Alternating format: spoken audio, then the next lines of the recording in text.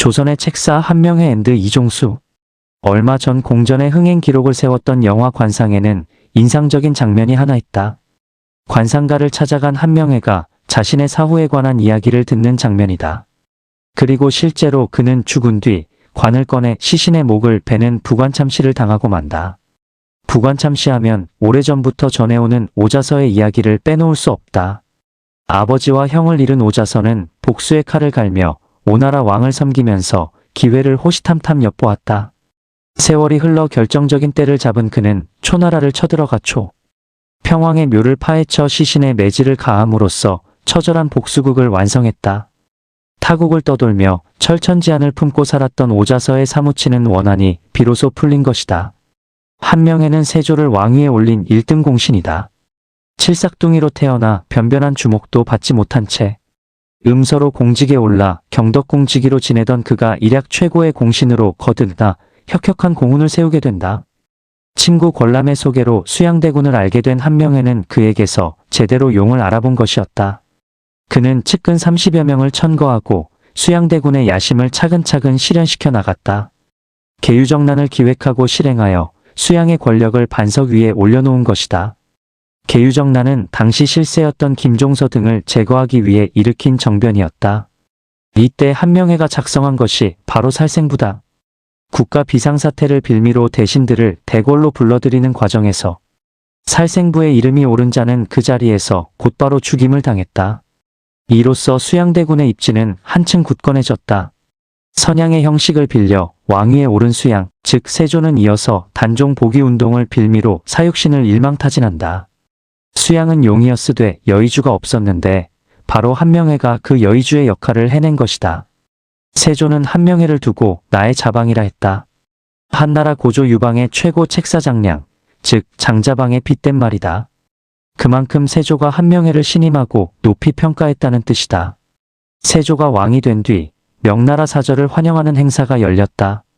사육신은 이를 기회 삼아 세조를 몰아내고 단종을 복위시킬 거사를 계획했다.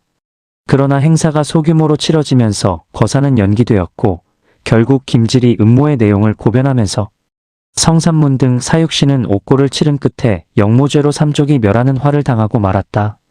한명회의 첫째 딸은 신숙주의 아들과 혼인하여 두 사람은 사돈관계가 되었다. 신숙주는 수양대군이 명나라의 사은사로 갈 때 동행하면서 세조의 권유로 그의 사람이 되어갔다. 이후 신숙주와 한명회는 세조 치세의 두 축으로 자리 잡았다.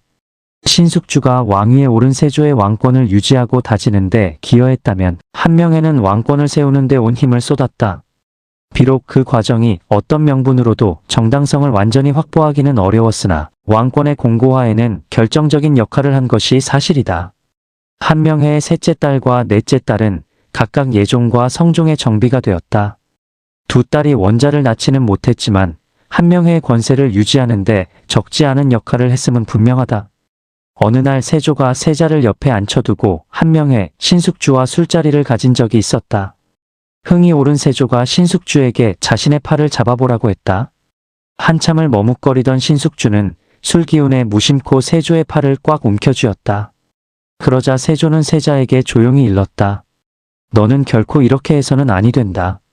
술자리가 파한 뒤 한명회가 신숙주에게 넌지시 말했다. 오늘 밤은 집에 돌아가시면 책을 읽지 마시고 일찍 잠자리에 드십시오. 영문도 모른 채 한명회의 말대로 일찍 잠자리에 든 신숙주. 나중에 전해진 이야기로는 그날 밤 내관이 신숙주의 집을 찾아 방에 불이 꺼진 것을 확인하고 돌아갔다고 한다. 만약 불이 켜져 있었다면 술자리에서의 불손한 행동이 그대로 문제가 되었을 것이라는 뜻이었다. 한명회의 탁월한 정세 판단과 기지가 빛을 발한 일화다. 신숙주는 집현전 학사 출신으로 세종의 각별한 총애를 받았다. 집현전에서 탁자에 엎드려 잠든 그의 모습을 본 세종이 손수 자신의 호피를 벗어 덮어주었다는 일화도 전해진다.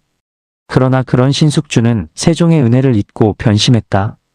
계유정난이 일어나던 날 절개를 지키려 했던 신숙주의 부인은 남편이 충절을 지키다 죽임을 당했을 것이라 굳게 믿고 관까지 준비해 두었다고 한다. 그런데 신숙주가 멀쩡히 살아 돌아오자 크게 의아해했다는 이야기가 전해진다. 야사에서는 그런 남편의 모습에 더 이상 희망을 찾을 수 없다고 여긴 부인이 스스로 목숨을 끊었다고도 한다. 한명회는 탁월한 예지력과 함께 뛰어난 기획력, 실행력을 갖추고 세조를 왕위에 올리는데 모든 것을 쏟아부었다. 한때 남이 장군 등의 위세에 눌려 잠시 권좌에서 물러나기도 했으나 그 외에는 순풍에 돛을 단 듯 승승장구하여 마침내 영의정의 자리에까지 올랐다. 성종대의 왕비가 일찍 세상을 떠난 뒤에는 권세도 기울기 시작했고 명나라 사신을 접대하는 과정에서 소홀함이 있었다는 이유로 공직에서 물러나는 계기를 맞기도 했다. 결국 말년에는 압구정에 은거하며 노후를 보내다 천수를 누리고 생을 마쳤다. 사후에 불미스러운 일을 당했지만 그가 수양대군을 왕으로 만드는데 결정적인 역할을 해낸 것만큼은 부인할 수 없다. 역사는 승자의 편이라 했다.